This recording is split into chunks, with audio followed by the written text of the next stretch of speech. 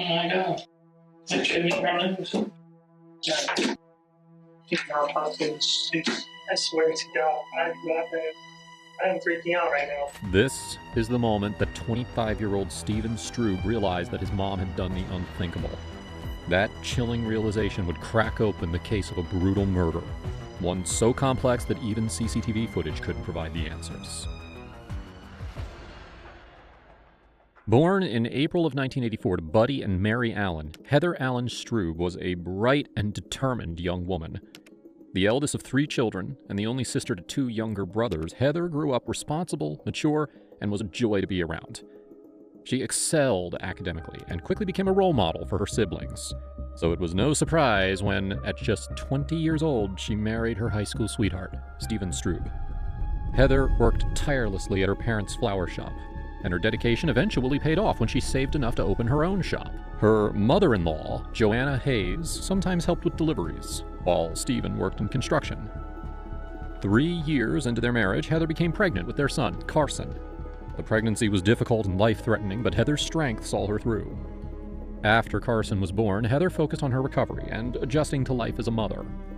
But beneath the surface, trouble was brewing. Around Valentine's Day of 2008, Steven's mother, Joanna, showed Heather a receipt for a piece of jewelry that she had found. Joanna assumed that it was a Valentine's Day gift from Steven to Heather, but Heather hadn't received anything.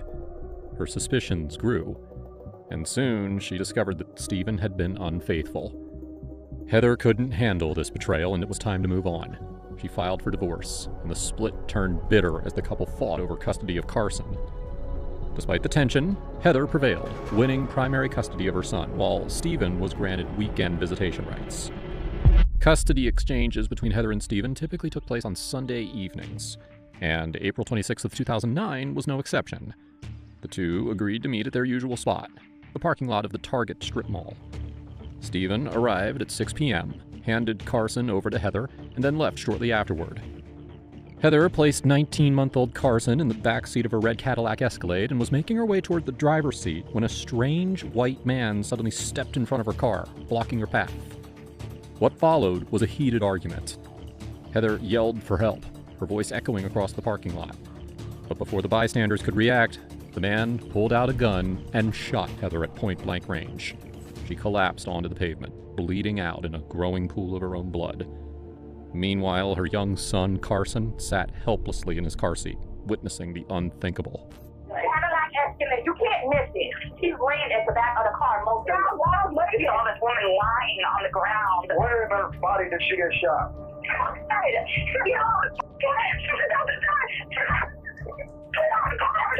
There's like a wooded area. He walked back there. When the police arrived at the scene, Heather was already gone. The brutal nature of the crime shocked the officers. This wasn't just a murder, it was a public execution.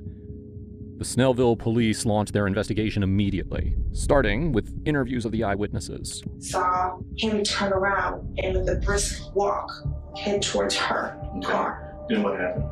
He approached her while she was closing the back door, and she backed up facing the suspect still, closed the front door, walked around the front of the car, closed her driver door. Okay.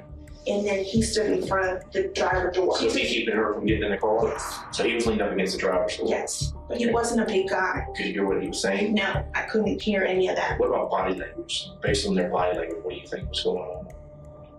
She seemed startled, taken aback, I think confused. Right as I passed her and him, my window was down and she said, "Help." I noticed his hair because it was poofy and it was really, really dark, and he had a mustache on and it looked really, really fake. Okay. And I made the comment to my parents saying, "Oh, look at that guy's mustache." Kind of being a joke, and my entire family turned to look. They described the assailant as a small, weird-looking white man whose mustache and hair appeared fake. He said he was wearing khaki pants and he had a mop of hair on his head that almost looked like a wig. He actually walked into the woods. At the crime scene, police quickly ruled out robbery, as all of Heather's belongings were left untouched. But what truly baffled investigators was the lack of physical evidence. No shell casings, no weapon, nothing. The only clue they had was that Heather had been shot with a single .38 caliber bullet. Eyewitnesses reported seeing the assailant calmly walk toward the back of the Target parking lot, heading down a road that led to a motel near the woods. The police's first suspect was Stephen, but CCTV footage from the parking lot showed him leaving the scene before Heather was shot. Still, investigators couldn't rule out the possibility that he might have hired someone to kill her.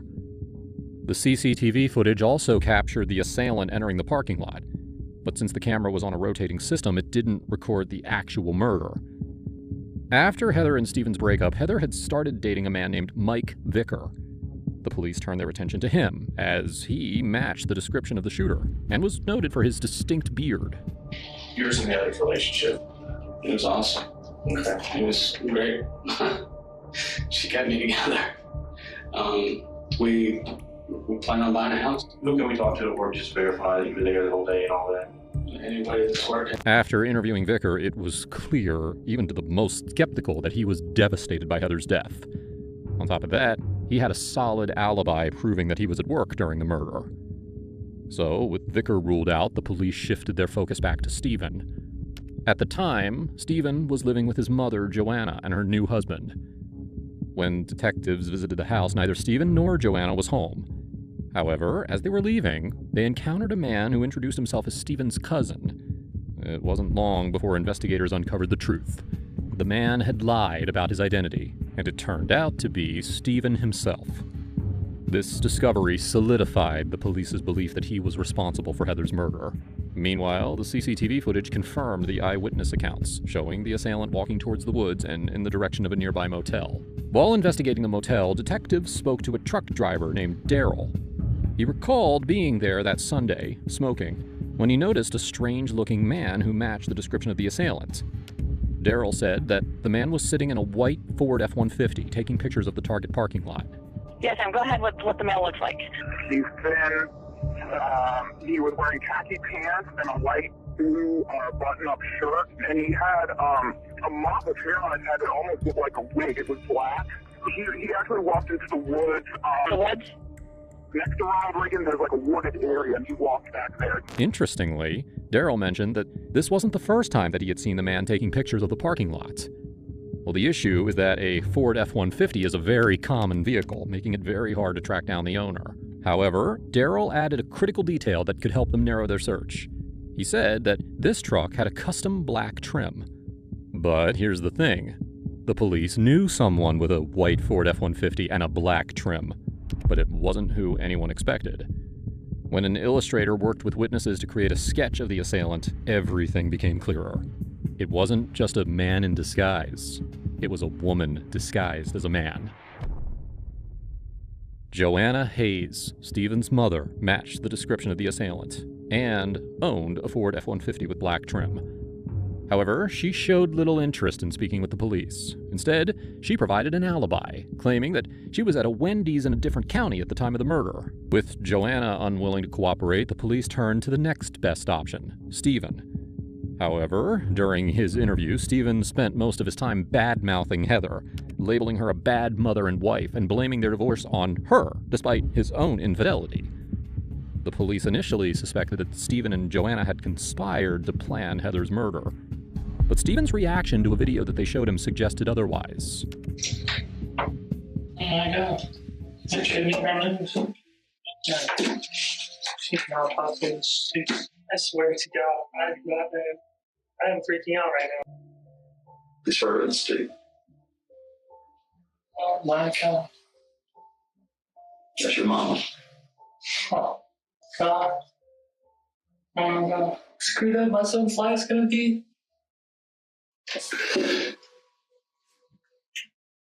His mom's dead. Then what? Dad has a mom and killed her? The moment that Stephen saw the footage, he knew without a doubt that the assailant was his mother. Though he seemed to struggle with this truth, the police were able to convince him to call Joanna to see what he could get out of her.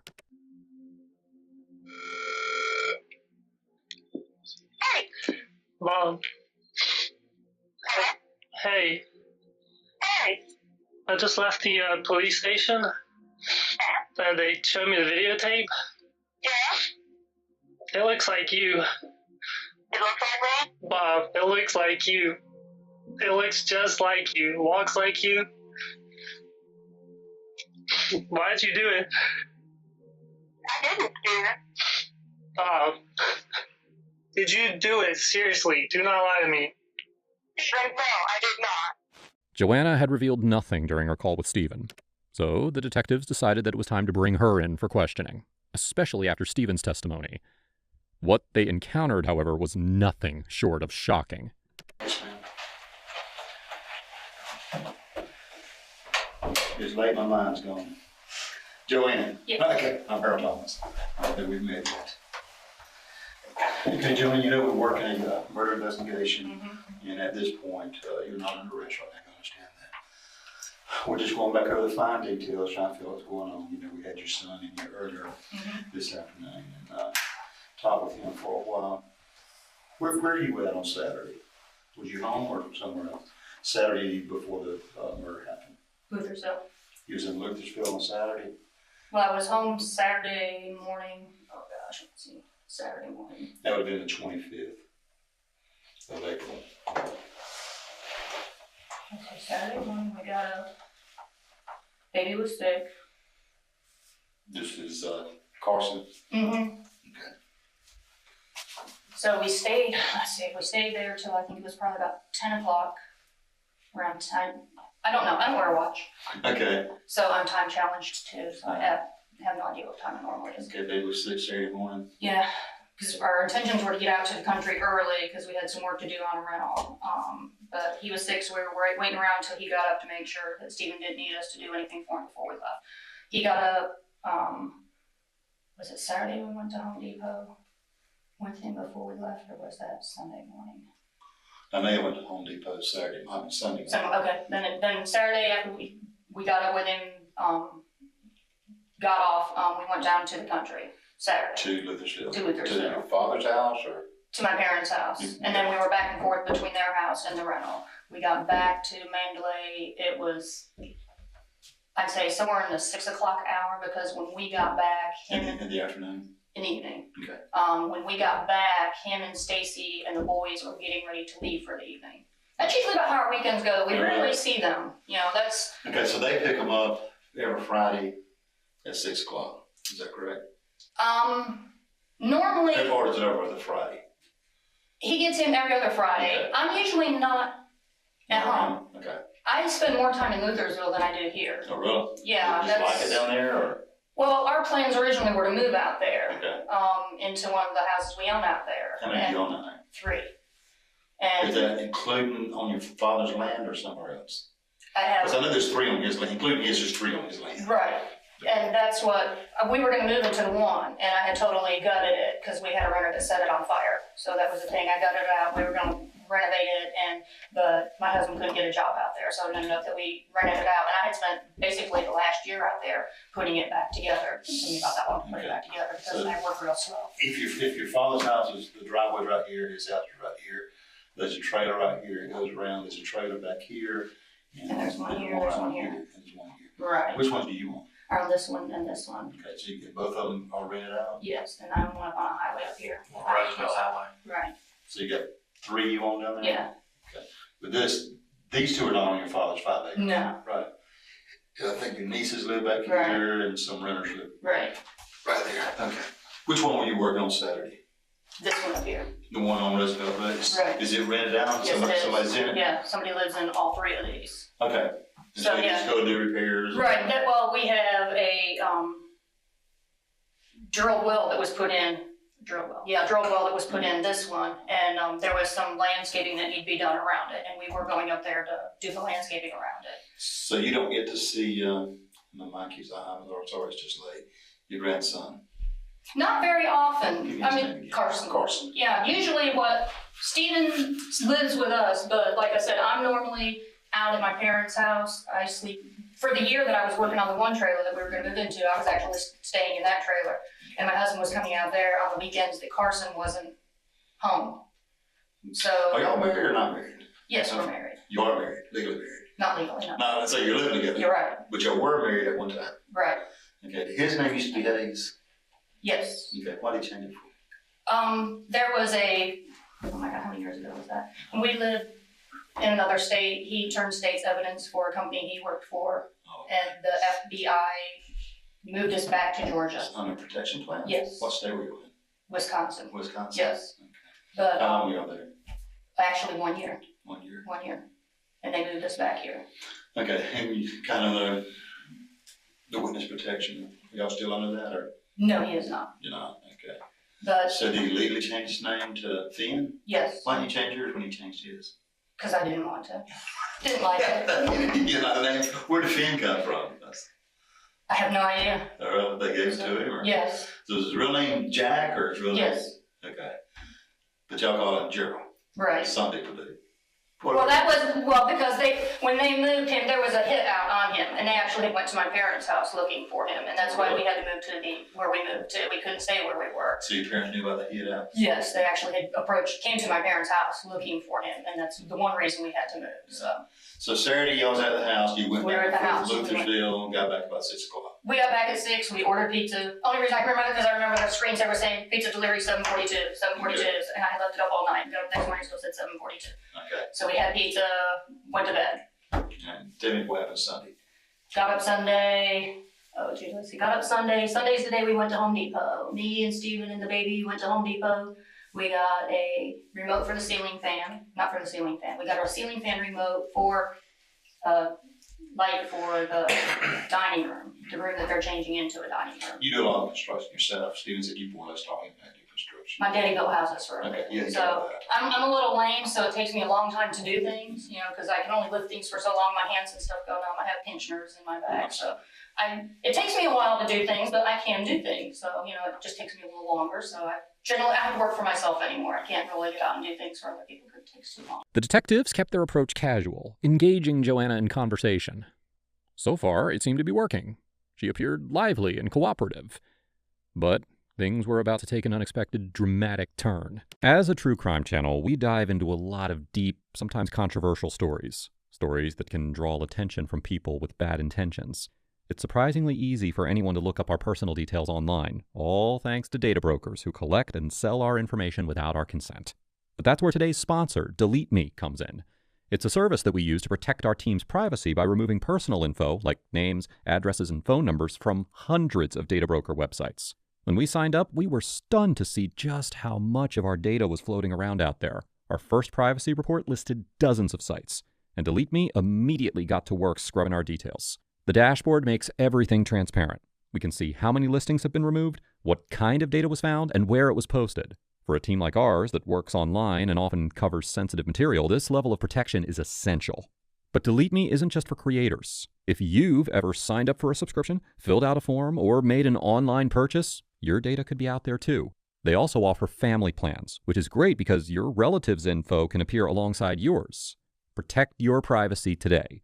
Visit joindeleteme.com/villains and use promo code VILLAINS at checkout for 20% off your subscription. That's joindeleteme.com/villains, promo code VILLAINS. What time did you get down there? I have no idea. You got it? None at all? I think it was about 7:15-ish. I don't know. Because like I said, I don't wear a watch. There's no If I told you I can put you down there, it's almost 8 o'clock. I don't think it was that late. Because I know my parents get home from church by then. 8:30. They get home about 8:30 is what they told me. I don't know. And I'm just telling you, they told me it was 8:30 when they got Well, I home. don't know. I said I had no idea. Yeah, I know I was there before they got home. Yeah, no, they said you was there. But I did have somebody saw you pull in around 8, about 5 minutes to 8. I don't think it was that late. No? Mm-mm. Did you stop anywhere on the way? I stopped at Wendy's and I stopped at the post office. The post office, how long did you spend there? However long it takes to pull in, go in, get your mail, go through your mail, go back out, get in the truck. Okay. Wendy's, pull in, eat a Frosty, come back. What have you heard and what do you know about the murder? Haven't heard very much. I have no phone, no TV, no cable, no computer. Man, kind of isolated, huh? Very isolated. Okay. They were supposed to turn our phone service on the 1st, and they came out and we didn't have the drop that they needed to turn it on. That's your house on Mandalay? No, the house we moved into. Okay, but you just moved out there this past weekend, right? The 1st. Okay, that was Friday, Mm-hmm. Saturday. All right. Let's go back to the murder. What have you heard from people you know?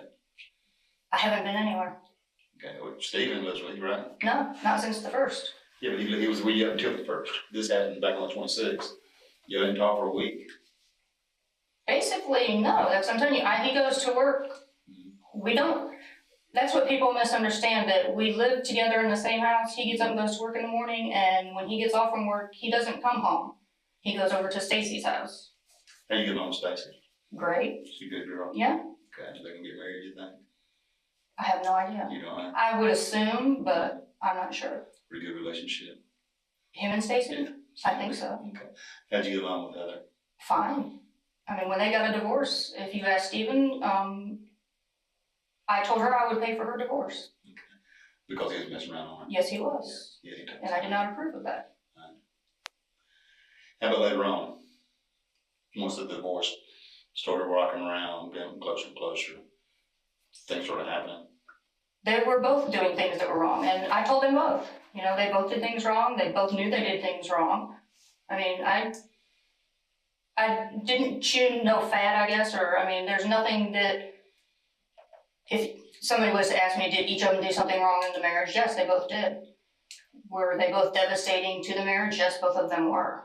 I asked them both to go to counseling. I offered them advice. I bought them some books and CDs from, I think it was Joyce Myers. You know, I offered them some people to go to counseling to that me and my husband have went to. You know, I tried everything I could to offer them some help to where they could go. Did you pay for his lawyer? I gave him money for his lawyer, which he, does have to pay me back, but. $10,000? Yes. Okay. And the lawyer quit, or y'all got rid of the lawyer? He got rid of her. Okay, why? I have no idea. You can call her and ask her, that she tried to call me one time and tell me stuff, and as I told her, that's between him and her. I do not want to know anything about it. But what's between them two is between them two. It's not. This was in fact not true. In reality, Joanna played a significant and controlling role in Stephen and Heather's relationship. Throughout their time together, she frequently interfered, often taking sides and worsening their problems. Oh my gosh. Last time Carson was sick. That was? February, March-ish. You ain't seen her since then? No. February, March? Mm-mm. Had y'all relationship deteriorated? Was y'all? I don't know so much if it has, what you would say, deteriorated, but I can't, if I'm going to call her and talk to her, then that would be betrayal to my son, I would feel. Okay. Since they're going through a divorce, until the divorce is final and something is settled and there's something in paperwork and writing and he says, okay, it's over with, then how is that going to appear to him? But I mean, when baby's sick, I don't know. I don't talk to him about it, that's what I mean. I don't ask him questions about it, I don't talk to him about it.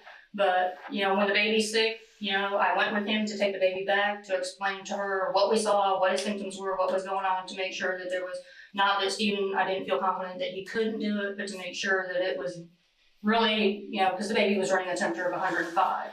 Do you ever know of a time when Heather wasn't there for the baby? Quite a few. Like, I'm talking about why they was married. Yes. What happened? I'd rather not go into that. I mean, I'm not going to bash her. Okay. I'm not going to do that. Did you think she was a good mother? I'd rather not go into that. I'd rather not. Did you get along good with her parents? Buddy was a great guy. Okay. You didn't care too much for Mary? No, sir, I do not. Why? I'm not going to go into that. So ask Buddy's mother. Well, I have asked her mother, and obviously you don't care too much for each other. I mean, she said the same thing. She don't care too much, but she didn't say why. She didn't tell you the reason you didn't care too much for each other. Who, Nancy? Allen? Oh, no, let's go ask Nancy Allen why she doesn't like Mary Allen. Who's Nancy now? Buddy's mother. Oh, okay. Did you think, how was your relationship with Carson? With Carson? Yeah. Fine, as far as I know. I mean, he's 1.5. I mean, what's... Yeah, he's a little child. As far as I know, I guess he liked me. Did you spend a lot of time with him? Did you have a lot of time with him? As far as... Being grandma, being with him. I mean, I saw him... I mean, I'm grandma. I mean, I'm there if my son needed me to be there, but I mean, other than that, I'm just grandma, so. All right. You knew that they exchanged you at Target 6 o'clock every other weekend? No, sir. You didn't know that? No. Where do you think they did it in? Last I knew, they were supposed to be doing it at Flowers of Old Town. I knew they had exchanged him at Calvary Chapel a couple of times. That's where I went with him the one time he exchanged. I knew they had done it at, I thought, the Walmart near our house once before. So you never did? I knew they had, done it at several different locations. I didn't know that they had decided that Target was going to be the designated place that they were going to do it every Saturday or Friday. You knew they had done it at Target and you just didn't know they were going to do it? Yeah, I didn't know they did that every single Sunday and Friday. Did you ever go with him to exchange the kid? Did you change cars? Calvary Chapel. And you did there? Yeah, I did there, and Flowers of Old Town once. Did that ever cause any commotion? Did that cause any commotion? No, like I said, I went when the baby was sick. That was it. The detectives brought this up because Stephen's dissatisfaction with the custody arrangement often led to heated confrontations, where he would verbally abuse Heather during exchanges. This forced her to bring someone along for protection. Eventually, when the exchanges shifted to a public location, Heather began attending alone, trusting that the new setting would ensure her safety. Well, sadly, she couldn't have been more wrong. So your and Stephen's relationship it's not close, y'all just together? You live together, We don't see each other very often. Like I said, we live together. I would be there for him if he needed me, but I'm never at the house. I am out in the country more than I am there. How tall are you? About 5. Well, I say I'm like 5'5", but that was, when I was 15. I've had 2 discs replaced. I like to still think I'm 5'5". I'm probably closer to about 5'3", maybe, if I'm lucky. I have degenerative disc disease, so I get shorter. So. The handguns we picked up, or they picked up from you now, so they're 3. I think something like that. They're 3. Do you have any others? No. Are you good with a gun? I don't know. I haven't shot in so many years. Used to be? My daddy used to take us out and shoot. I'm good with a rifle probably, but yeah, he used to take us out from the time we were tiny. Yeah, he taught everybody. Yeah, he taught us how to shoot. Except for Stephen. He said Stephen never did get into it. Stephen's never shot a gun in his life. Yeah. He went shooting with his daddy when he was a wee little tot, probably about 5, but it's never. That's me. I've never. He's never shot him. Yeah, never shot anything, living or crawling in my life. So, but no, Stevens. He went deer hunting when he was, I think, 4. And he came back, but he never went after that. That was it. Didn't enjoy that at all. No, he didn't. So he must have took after his mom. So the 3 guns you had, you had rifles, but the 3 handguns, were they yours or somebody else's? Or? Those are all my husband's. Your husband's? Mm-hmm. Gerald? Mm-hmm. Does he hunt? No, those are all actually hand-me-downs from his father. Okay. I don't think he's ever hunted a day in his life either. Yeah. Okay. Do you know? Go ahead.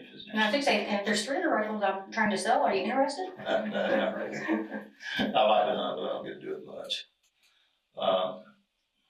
Lost my train of thought just a minute there.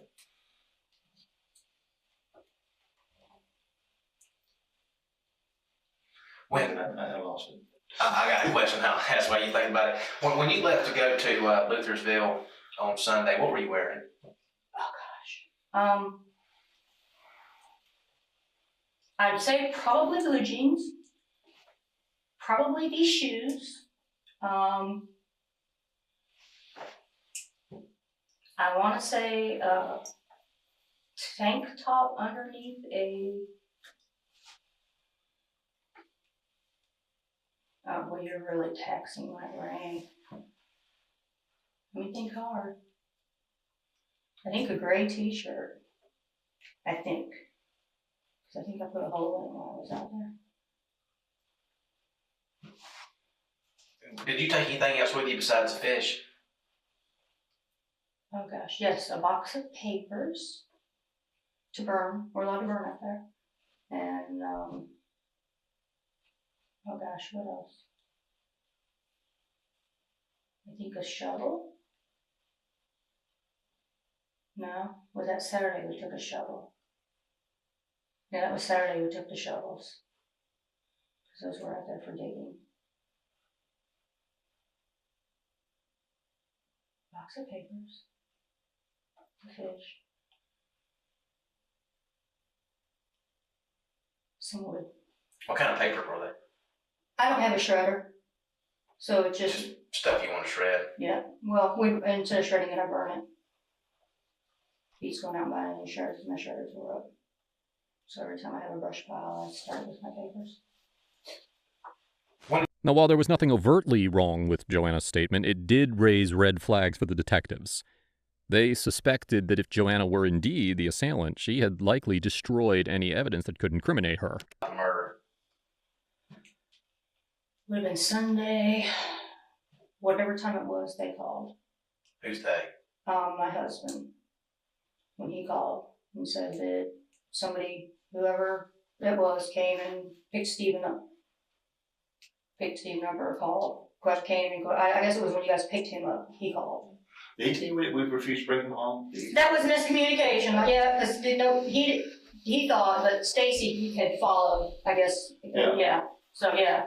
Okay, is that what you understood, that we wouldn't take him home? Yeah. No, that wasn't true. Yeah, that's what we found out later. Okay, what'd you find that out? Was it you? Well, I told you when we picked you up the other day. Okay, I think it was him finally cleared it up for me. Okay.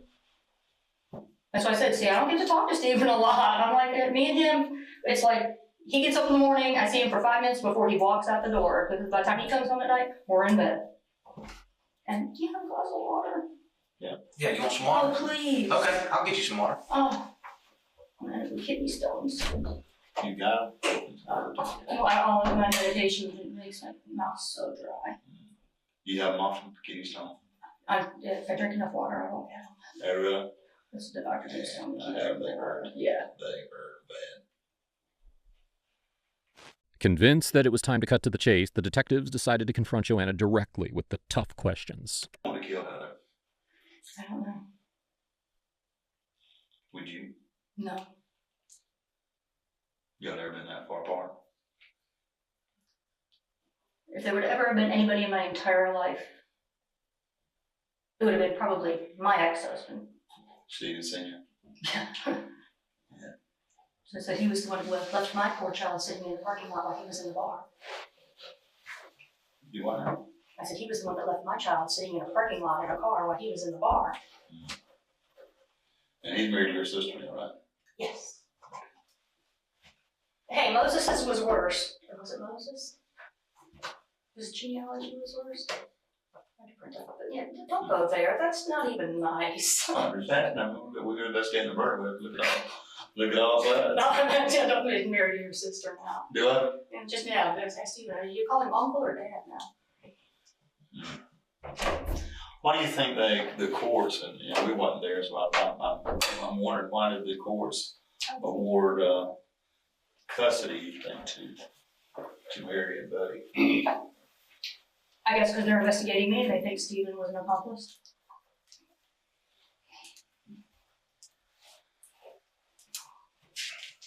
And they don't know Mary. You keep saying that. What's with Mary?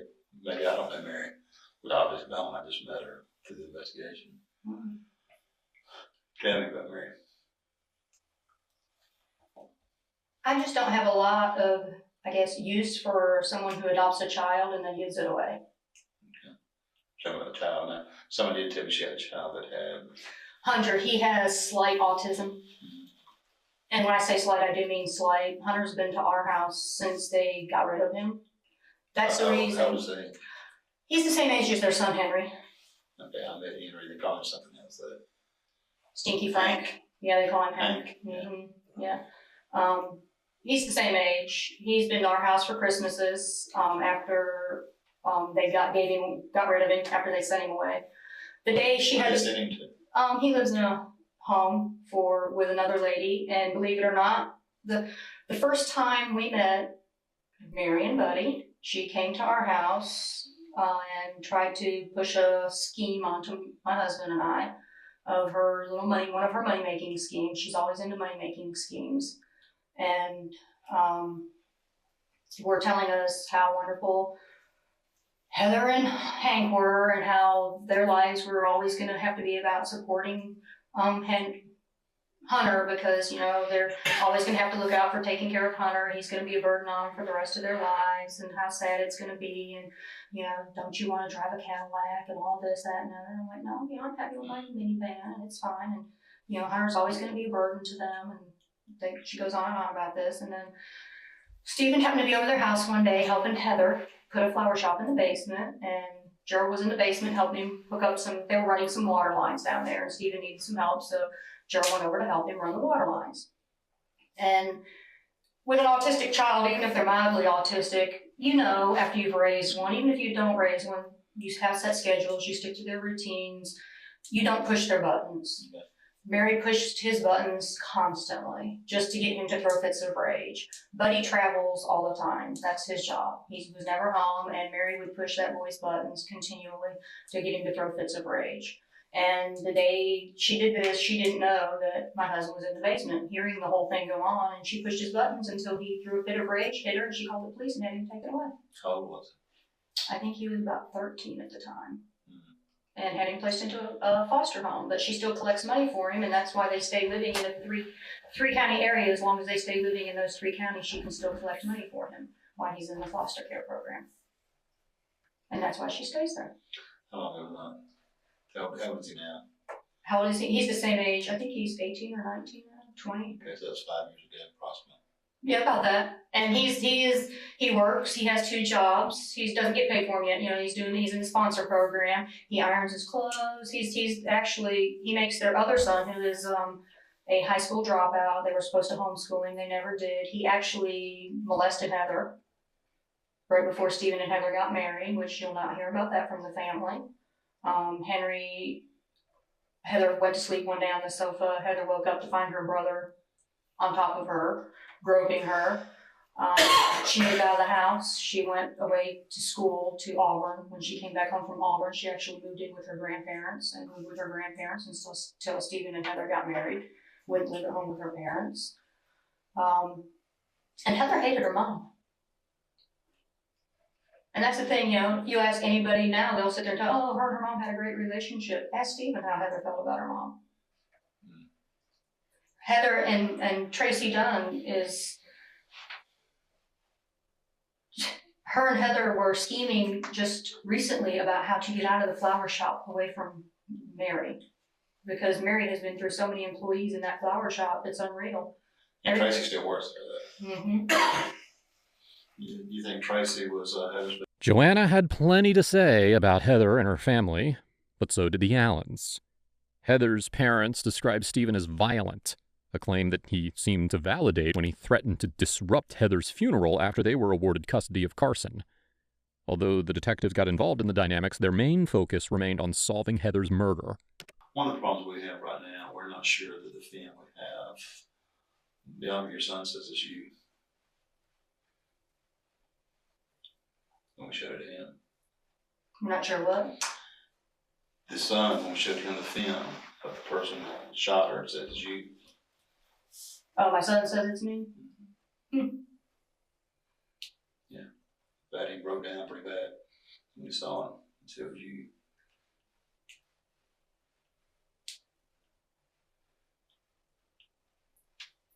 Do you find that odd? No. Well, I mean, you think he would know his mother, right? I don't know. He's been in here many times and been coerced many times, so I don't know. I don't go back and be coerced and say that's my mama. I mean, sure, I think when you said tonight, I said, that's her. Really? Really. Did you talk to him tonight? I understand what he said.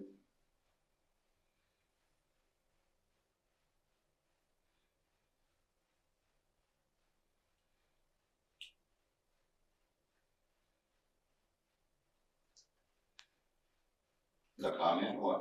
I just don't believe it. You don't believe he said that? No. Huh? Mm. He said right there, he said, that's her. That's her or that looks like her. So that's you. Really? Yeah. Really. He sat up there and cried uncontrollably. He did. But he fell apart in that chair right there when he saw it.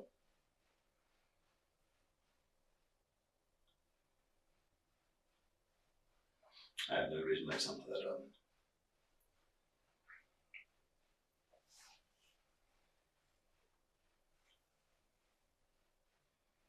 Why would he say that? I have no idea.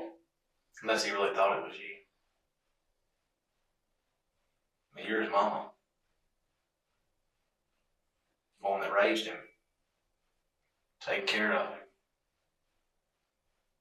Cared about him.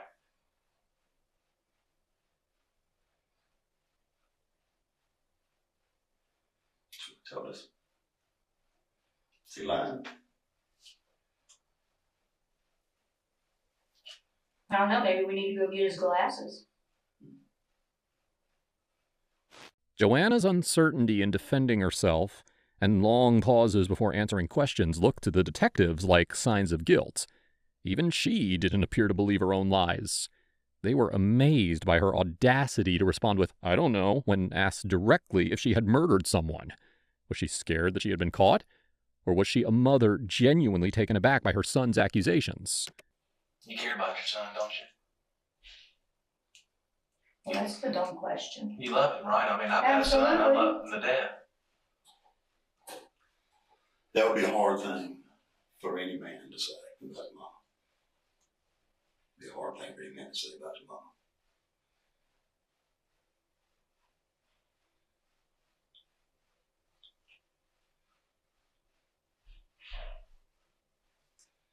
That's what I said. Well, where's the tape then? I've got the tape. Trust me. I've got the tape.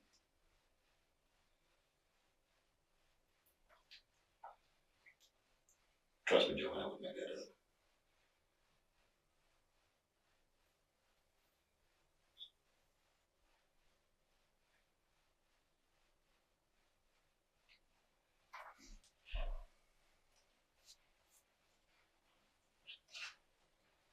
Did you kill her? No, I did not. Because we've done some backtracking. You've got time. You've got time to do it. We done run from here to where you bought the Frosty at. We ran from here to your dad's. We measured different things. You had time. And where your son comes and says you, pretty devastating.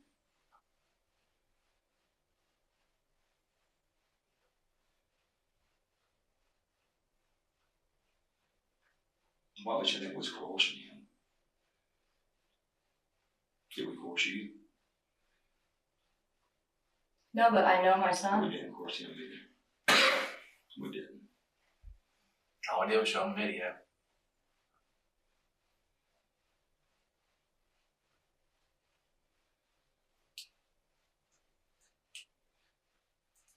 Now we're at the point where we're meeting with the DA in the morning. And there'll be some decisions made.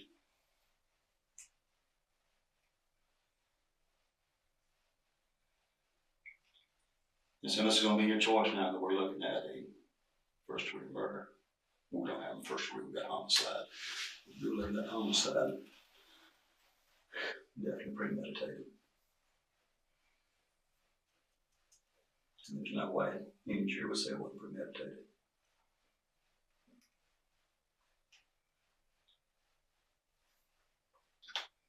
So that's where we at. Any comments?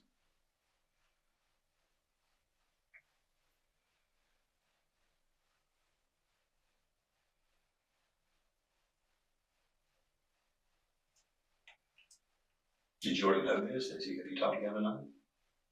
No. You haven't talked to him? He didn't come tell you? Has he been here? I mean, I'm just saying if it was me, I'm pretty close to my mom. I'd go to her house and talk to her. He didn't go to your house? No, he hasn't been to my house tonight. Has he called you tonight? No.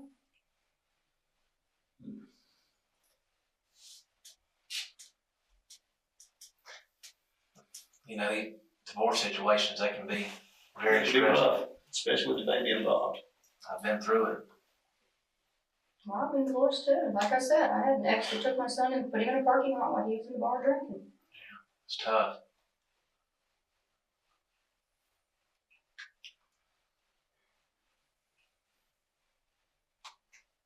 Sometimes,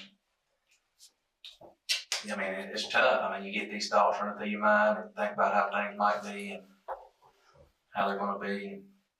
what you can try to do to fix them. Joanna, you told me the truth on everything we said here tonight. Yes. You haven't lied about anything. No, sir. Nothing. No. Even if I go to prove that wrong, it's going to be sad, isn't it? Isn't it? Yeah. It's going to be sad. It's going to be sad. Because see, right now, you got a choice to go in and be honest. You got a choice to go and be a liar. The line's not going to help you at all. I don't know where to tell the truth with it. Heather's ex-husband, Stephen Strube Sr., described Joanna as a violent individual, even recalling an incident where she pointed a gun at his head during an argument. He also mentioned that Joanna always carried a revolver, an interesting detail given that Heather had likely been killed with a revolver.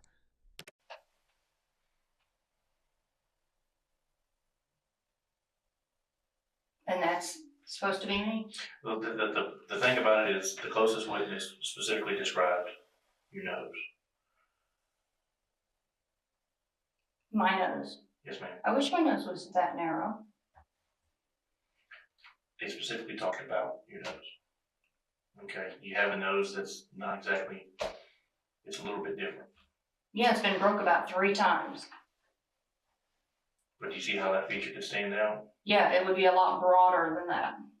Okay. I didn't say this was an exact drawing. This is a witness's description of you to a sketch artist, and a sketch artist drew this.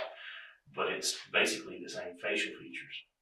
Same jawline, the same chin, same nose. I just don't see it. Okay. Well, here's the problem. Okay. Okay. Your son did, your husband did. Oh, really? Yes, ma'am. I don't think so. Okay. I'd be happy to show you that they did. Okay. And let me tell you another problem. We talked to your husband. Okay. We know you're not being honest with us about everything. Let me tell you, now's the time. Now is the time. I don't think so.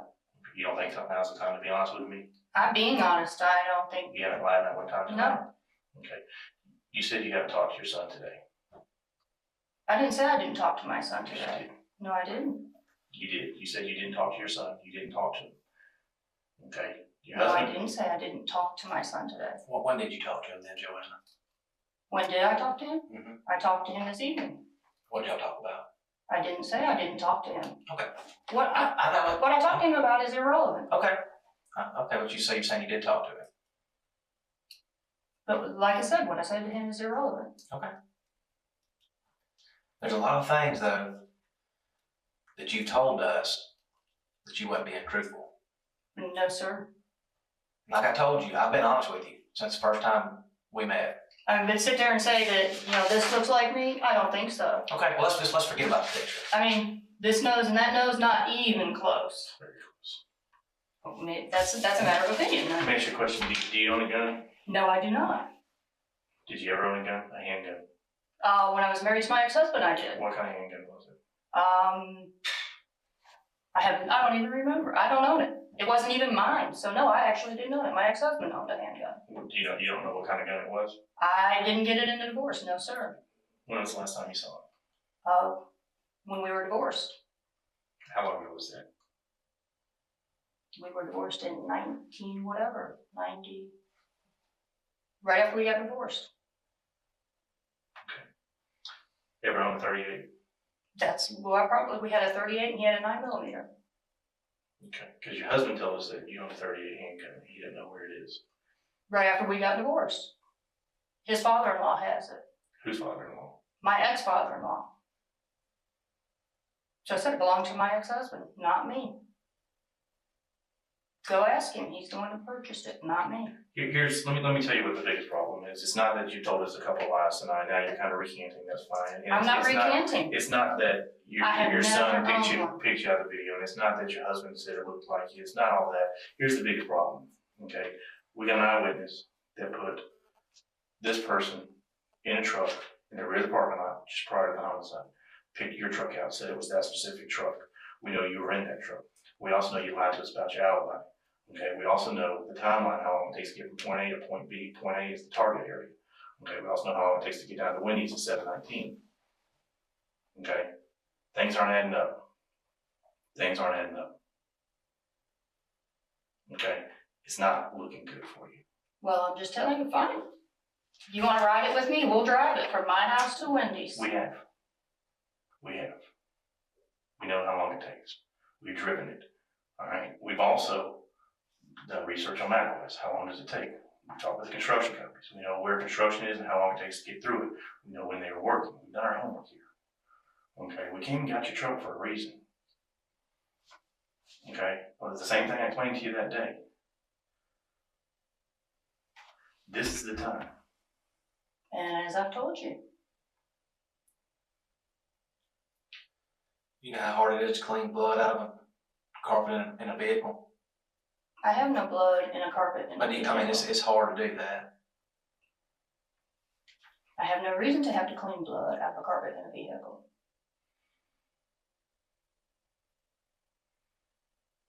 And if you find blood in it, it would be mine. I'm a klutz. I do cut myself a lot, so. Like I said, Joanna, there's several things that bother us here. And I'm gonna lay it all out. I'm not being deceitful. I'm not being honest with you. I'm telling you exactly what information we're looking at. Okay? There's only a limited number of people who knew about the meeting location. We know from talking to the witnesses that the person who killed Heather knew her. We know that. And what would I have to gain by it? You tell me. I would be the least person to have to gain anything by You it. have Carson every day. No, I wouldn't. Why would I have Carson every day? He'd be in your life. What would the point in that be? We moved from that house. We're planning on moving to Arizona in a couple of years. Carson wouldn't be with Heather anymore. What would the point? Do you know how I struggled to keep my ex-husband in my son's life? As much of a jerk as he was? You told me, you recall the conversation we had the other day at your house? What conversation? The one where we sat there in your living room or in your computer room in your kitchen and we talked. You recall that? That we sat there and talked for a while? You recall when I asked you if you thought Heather should be raising this child? And you said, I don't want to answer that. And ultimately you came back. I didn't say that children still don't need both parents. Okay, that's not answering I wouldn't the say question. that my ex-husband should have raised my son, but he still needed his father. But that didn't mean that he should raise him full time, but he still needed his father in his life. There's a difference in which parent should raise a child and whether the child still needs both parents in their life. Children need their parents, whether they need them both, one of them raising them and one of them in their life. Children still need their parents. I agree with you. And unfortunately, Carson doesn't have but one. So that's what I'm saying. Why would I be the one to gain anything from it? Because you don't care for Heather. You don't think she was doing a good job raising that child. You told me this. You don't think she was doing a good job raising that child. Child was not being taken care of. Child had poop in the diapers when you were helping take care of down at the flower shop. She wasn't a good mother. She disappeared. She gambled. These are some of the things, these are the information we're finding out. And I understand. I do. There's nothing wrong with thinking someone's being a bad parent. Nothing. And if she's not raising this child right, something had to be done about it. Joanna's demeanor shifted, and her sudden rudeness to the detectives said a lot about her. But what she did next was something they never saw coming. Carson needed to be raised right. Would you agree? Yes or no?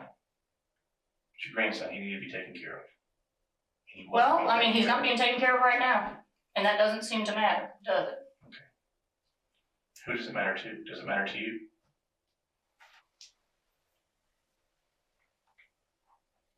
Does it matter to you?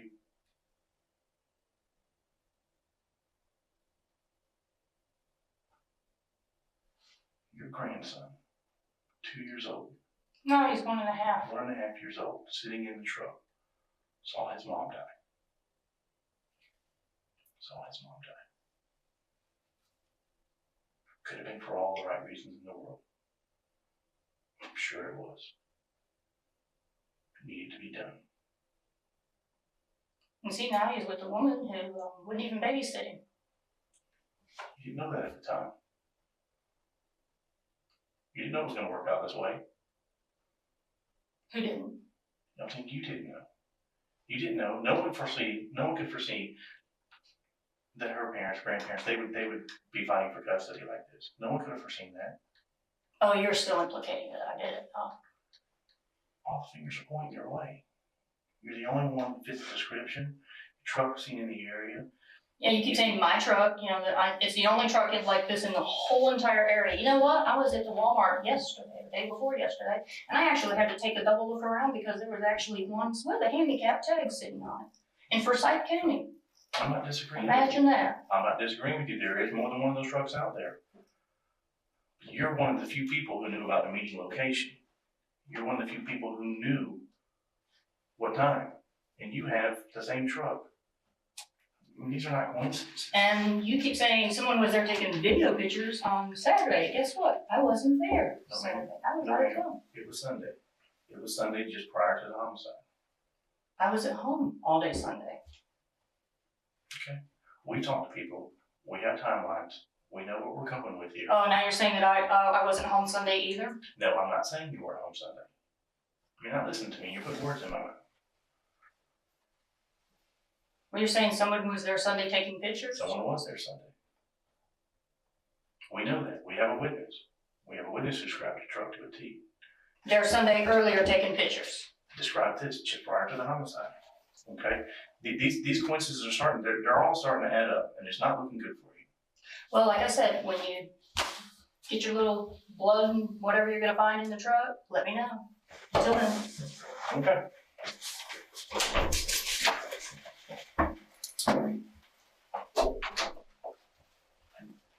Although her car was indeed free of blood, forensic evidence provided critical clues. Gunpowder residue was found on the steering wheel, along with a fiber strand that was matched with a wig, further supporting suspicions that Joanna had disguised herself as a man. However, it still wasn't enough to charge her. The investigation concluded that Joanna murdered Heather in order to secure custody of Carson for herself and Stephen. After weeks of building a case, Joanna was arrested and charged with Heather Strube's murder. While awaiting trial, Joanna reportedly bragged to fellow inmates about killing Heather, but then later claimed that she had only said it to appear tough. Well, in court, damaging testimonies further incriminated her. A co-worker recalled how, during Valentine's Day in 2008, the same time that Heather discovered Stephen's cheating, Joanna had boasted about knowing how to get away with murder. She detailed a chilling plan: giving a friend or family member her credit card to create an alibi, purchasing a gun illegally, and then destroying it with power tools and then ditching it into a lake. She also mentioned using a common car model in order to make tracking harder. Well, on May 27th of 2011, Joanna Hayes was found guilty of murder and was sentenced to life in prison, with the possibility of parole after 30 years. To this day, Joanna Hayes maintains her innocence, claiming that she had nothing to gain from killing Heather. Prosecution used your son's own words against you. And now he's got to live with that. Because they dangled his son as a carrot in front of him.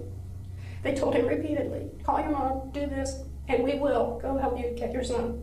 Are you good with Stephen, yes. your son now? Yes. Yes, I love him. Am I hurt by what he did? No, because if someone told me, place a phone call like this and I'll help you go get your kid. I haven't done anything wrong. I know my mom hasn't done anything wrong. What's it going to hurt if you're going to go get my kid?